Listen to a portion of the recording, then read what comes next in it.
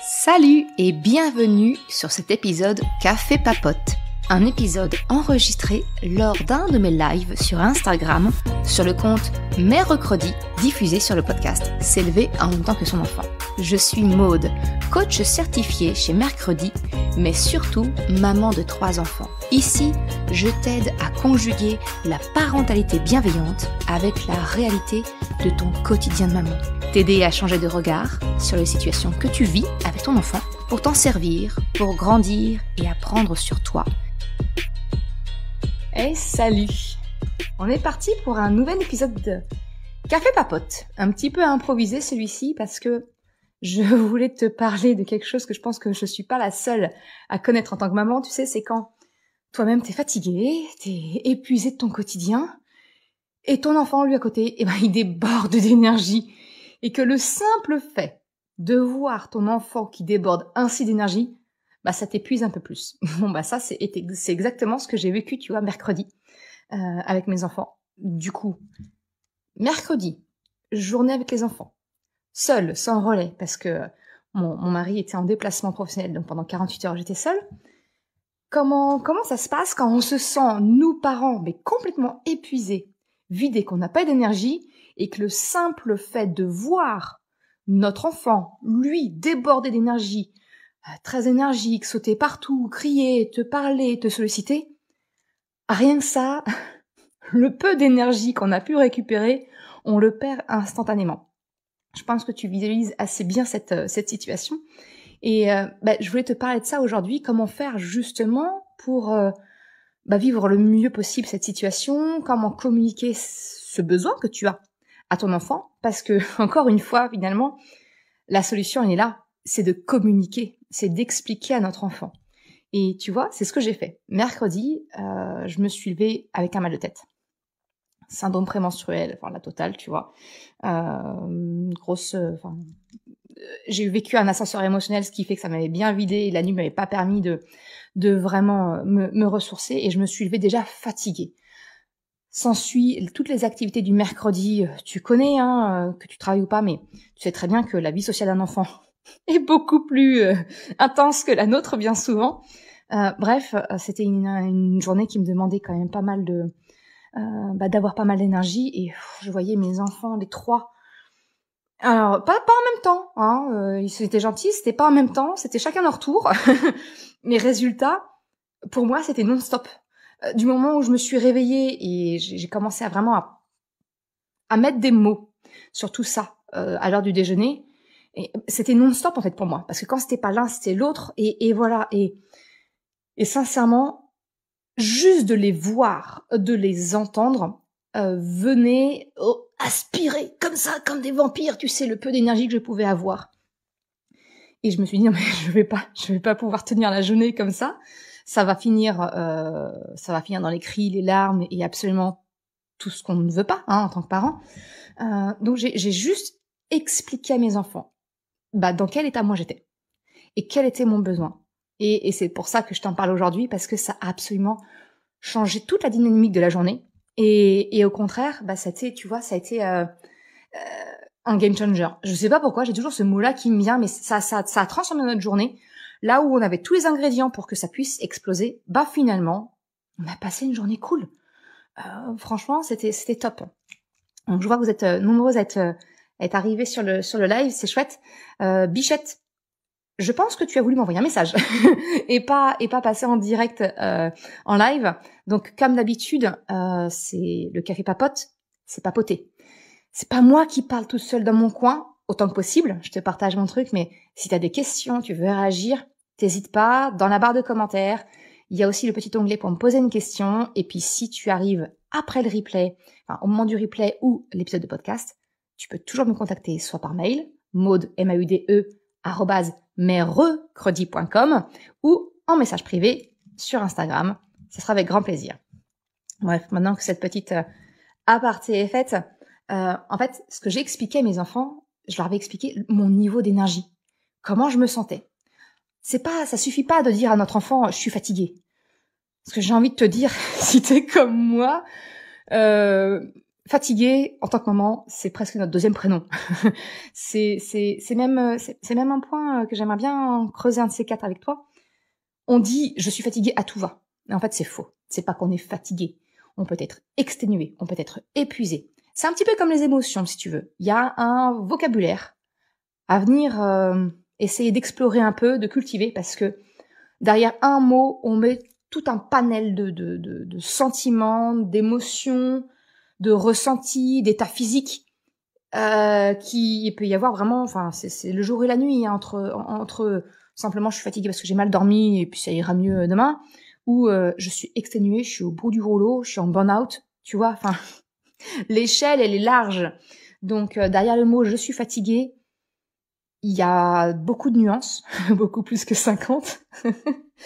Mais ce que je veux dire par là, c'est que dire simplement à ton enfant « je suis fatiguée », ça suffit pas pour vraiment lui exprimer ton besoin et lui expliquer comment tu te sens. Parce que ça devient presque banal, tellement on le dit et on le répète. Je suis fatiguée de répéter, je suis fatiguée de ci, de ça. Enfin, tu vois, on le met à toutes les sauces et ce mot est vidé de son sens. Donc ça suffit pas.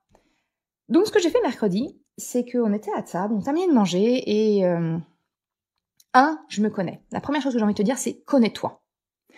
Comment est-ce que tu te recharges? On n'a pas toutes et tous le même mode de fonctionnement. Je t'en ai déjà parlé, la différence qu'il y a entre une personne introvertie et une personne extravertie. Ça n'a rien à voir avec le fait que la personne soit timide ou qu'au contraire elle soit exubérante. Ça n'a vraiment rien à voir. Une personne introvertie et extravertie, je te la fais très courte. En gros, c'est comment est-ce qu'elle se recharge en énergie.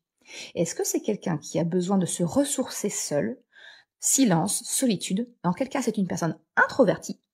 Ou est-ce que, au contraire, c'est une personne qui a besoin de social, de se nourrir de l'énergie des autres pour se recharger? Et là, c'est une personne extravertie. Donc, dans un cas, appeler sa copine, se programmer un verre, passer se voir ou autre, ça va recharger une personne extravertie, là où ça va vider l'énergie d'une personne introvertie. Donc déjà, première chose, apprends à te connaître, ton mode de fonctionnement, de quoi tu as besoin pour te recharger, pas simplement dormir. On est bien d'accord, tu comprends la nuance, ça va au-delà du simple fait de dormir. On a tous besoin de dormir, extraverti ou introverti. Je vais ralentir le rythme. Extraverti ou introverti. Mon chat n'est pas d'accord. Je suis désolée. Pour le live Café Papote, je ne peux pas maîtriser ma bête poilue, mon papy chat qui vit avec moi. Donc tu vas l'entendre en fond et j'en suis désolée. Ce que je voulais te dire, donc voilà, c'est vraiment connais-toi. Est-ce que tu es plutôt introverti ou est-ce que tu es plutôt extraverti? À partir de là, tu vas savoir comment effectivement tu peux te ressourcer. Est-ce que si tu es extraverti, dire bah écoute, là je suis fatiguée, peut-être programmer un café chez une copine ou de dire on se retrouve au parc, comme ça les enfants jouent ensemble et nous on discute et on se nourrit mutuellement. Moi, si je prends mon exemple, je suis quelqu'un de très sociable, je peux donner cette impression comme ça de, et encore une fois, hein, c'est une fausse image qu'on peut avoir des introvertis, mais je suis une introvertie. J'ai besoin de moments de silence. J'ai besoin de moments de solitude dans la journée. Tous les jours, il faut que j'ai ce petit moment, juste pour moi. Ce moment, c'est le moment où mon mari, quand il n'est pas en déplacement, emmène mes enfants à l'école et que la maison est vide, à part le chat. Voilà, mais j'ai besoin, et là je coupe la musique. J'adore la musique, mais là j'ai besoin, tu vois, de tout couper. Eh bien, ce mercredi, j'étais seule, mon mari n'était effectivement pas là, j'étais seule avec les enfants. Et finalement, ce moment de solitude, en étant seule, solo avec mes enfants pendant 48 heures, je n'ai pas eu ce créneau-là. Alors, j'ai un casque anti-bruit avec réduction active de bruit qui m'aide énormément et les enfants le savent bien. Quand ils me voient que je commence à monter en pression, ils me le proposent pour pouvoir m'isoler un petit peu et me permettre de souffler un petit peu.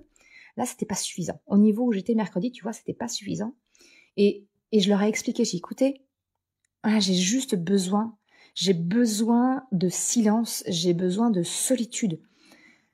Pour me recharger, je suis vraiment à plat.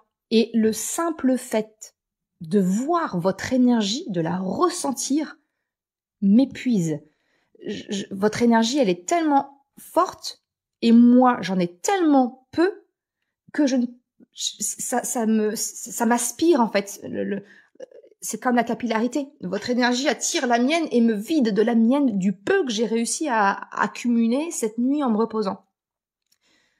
Donc tu vois, j'ai pas simplement dit à mes enfants que j'étais fatiguée, je leur ai expliqué mon besoin. Là, j'ai très peu d'énergie. Donc, potentiellement, très peu de patience. Donc on va la jouer cool, vraiment. D'habitude, le mercredi, je t'en parle dans beaucoup de mes formations, mais je t'explique qu'effectivement, voilà, monsieur le chat a décidé de faire ses griffes maintenant. T'auras tous les bruits de ma maison. J'en suis vraiment désolée. Mais j'avais vraiment, tu vois, d'habitude, le mercredi, je m'arrange toujours pour faire en sorte que mes enfants se dépensent, qu'ils aillent à l'extérieur, même s'il pleut, qu'il fait froid ou autre, les enfants ont besoin, ils ont cette vie en eux, cette énergie en eux, que nous, bah, elle s'essouffle un petit peu avec le temps, on en a quand même besoin, mais on en a beaucoup moins. Donc c'est nécessaire que les enfants se dépensent. Ça, je t'en parle dans mon guide gratuit, La boussole des émotions. Je te parle vraiment de quand ton enfant ne réagit pas toujours de la bonne façon, un comportement pas acceptable, il y a certains points comme ça à vérifier au cours de la journée. Est-ce qu'on a rempli tous ces réservoirs, notamment celui de sommeil, d'hydratation, de manger et de se dépenser. Bref, habituellement le mercredi, en plus des activités extrascolaires qu'ils peuvent avoir, je m'arrange toujours, soit on va à la bibliothèque, soit on va à la plage, on a la chance d'habiter près de la mer, soit dans un parc, enfin voilà, on se dépense. Pendant un moment, on se dépense, ou même simplement dans le quartier, un tour de trottinette, de vélo, de marche, peu importe. Et là, clairement, j'ai pas le niveau, même de marcher un quart d'heure avec eux, je me sentais vraiment vide. Et je leur ai expliqué. J'ai dit, écoutez, on fait le minimum vital, c'est-à-dire le centre équestre pour ma fille le matin, le club d'échecs pour mon fils l'après-midi, faire à manger le matin, le soir, ranger un petit peu la maison, et c'est tout. Je ne suis pas capable, je n'ai pas l'énergie pour faire plus que ça aujourd'hui. On va faire des activités cool, on va peut-être lire ensemble, faire du coloriage ensemble, du puzzle. Ça, c'est un truc qui nous réunit et qui, en tant qu'introverti, ça nourrit, parce qu'on a beau être ensemble sur un puzzle, bah on est chacun dans notre tête, on est chacun dans notre monde à chercher une pièce, une couleur, une forme, tu vois. Et là, faut savoir, je suis une ancienne scrapeuse. Alors, du scrapbooking. Alors certains peuvent trouver ça kitsch. J'ai longtemps fait ça quand j'étais... avant d'avoir des enfants, tout simplement. Avant d'avoir des enfants, j'avais le temps, tu vois. Et c'est vrai qu'avec la maternité, je me suis oubliée, moi aussi. Et là, je reprends. J'ai le plaisir de reprendre. Je partage ça, notamment avec mes 2 derniers, qui aiment bien les travaux manuels. Et j'en dis, écoutez, moi, j'avais commencé un début de page le dimanche. Je vais scraper tranquillement. Soit vous faites du coloriage à côté de moi, soit vous en faites avec moi si vous voulez. J'imprime une photo et vous faites aussi. Et finalement, il s'est trouvé que Krapopoulos était très fatigué lui aussi et il est parti se reposer. Il a été faire une sieste de 16h à 18h, il est parti dormir. Et les 2 grands ont retrouvé des copains dans le quartier et ont fait du tour de trottinette. Et en fait, on a passé une excellente journée.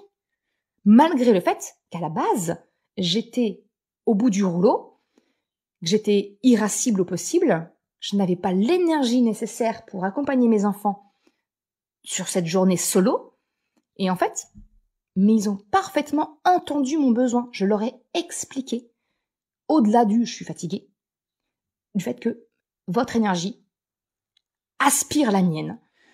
Et que très bien, vous avez de l'énergie, mais simplement vivez-la en dehors de ma bulle à moi.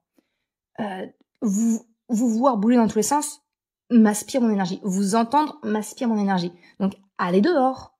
Allez dans votre chambre. Bon, voilà, mais on a des pièces de vie communes et je leur explique que les pièces de vie communes, comme leur nom l'indique, elles sont communes. Donc, on respecte les besoins de chacun dans les pièces de vie communes. Par contre, on a chacun nos chambres. On a la chance ils ont chacun leur chambre. Ils ont cette chance-là. C'est leur espace.